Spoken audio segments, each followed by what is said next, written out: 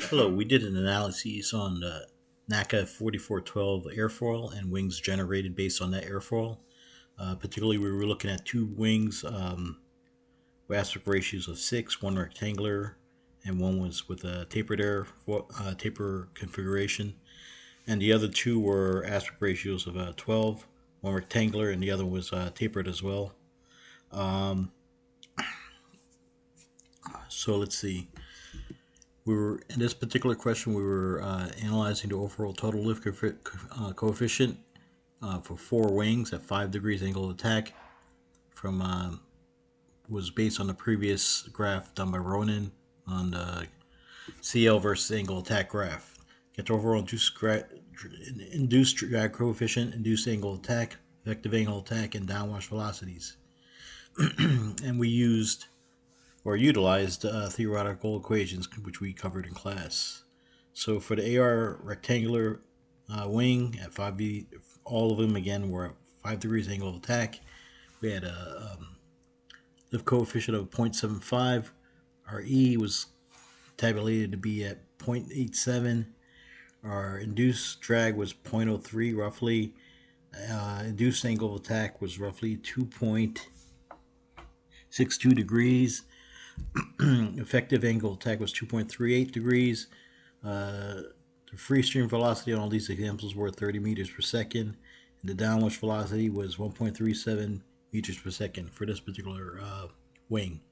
The next wing was the aspect ratio 6 and tapered, as opposed to the rectangular again. Same angle attack. The lift coefficient was slightly higher at 0.77. E was calculated to be 0.86. Induced coefficient of drag was 0.038, 0.04 you could say. Induced angle attack was 2.72 degrees. Angle attack effective was 2.28 degrees. And the downwash velocity was 1.472 meters per second. Now we go to the aspect ratios of 12. The first one was rectangular. Same angle of attack. Coefficient of lift was 0.86. E was 0.71. Coefficient of drag was 0.027. Induced angle of attack was 1.85 degrees. Angle effective or angle of attack effective was 3.15 degrees. And the downwash was approximately, let me blow this up just a little bit.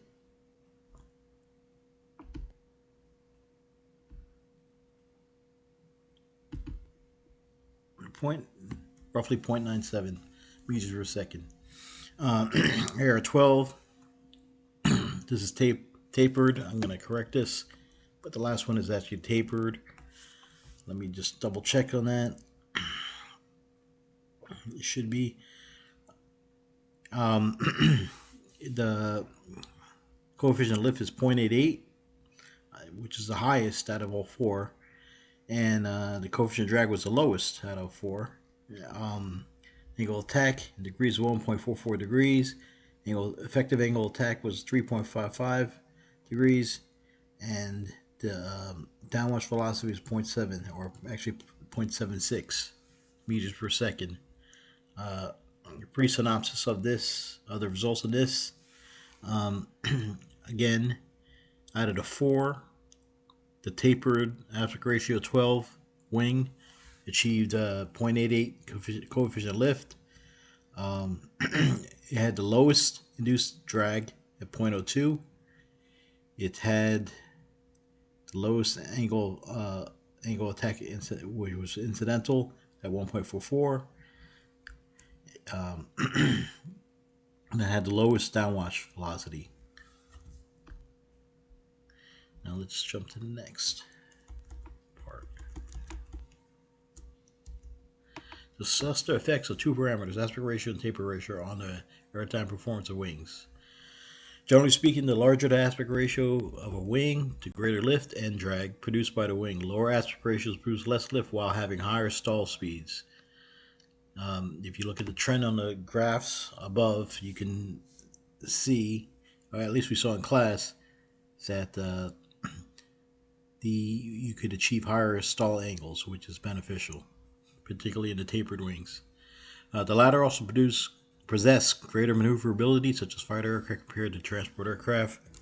Tapered wings cut down on weight and subsequent costs of manufacturing materials and moreover fuel consumption.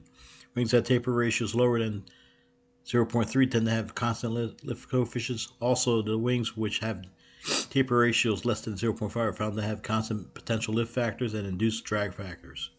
A particular insight, probably for military applications or comparisons, just with a military aircraft, but you can make a general observation as well, is that for taper rates from 0 to 0.3, drag of cropped delta wings at low angles, I guess you're not going to find delta wings in civilian aircraft, so a drag of cropped delta wings at low angles of attack were found to be less than non-cropped delta wings.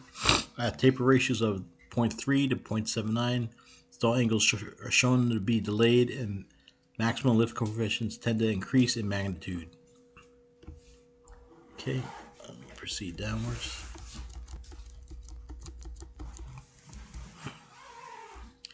Based on the aerodynamic performance analysis of 4 different wing shapes, which wing design would fit best your airplane design for a low speed application? Explain why by giving your reasons, and then we will divulge in it. It seems a tapered wing with an aspect ratio of 12 would be ideal for a low speed application in which optimal lift production will be paramount. This wing configuration performs well in many regards. Its coefficient of lift is comparable and almost identical to the airfoil between 5 to 10 degrees of angle of attack, while its coefficient of drag is relatively low. The lift to drag ratio is at the moderate to low end of the spectrum. The lift curve is only surpassed by the airfoil, and maximum lift and minimal drag parameters are optimal. Downwash produced is very low. In summary, a tapered aspect ratio seems to be a great option for high lift generation, keeping drag at a minimum. Thank you for watching and listening to this video.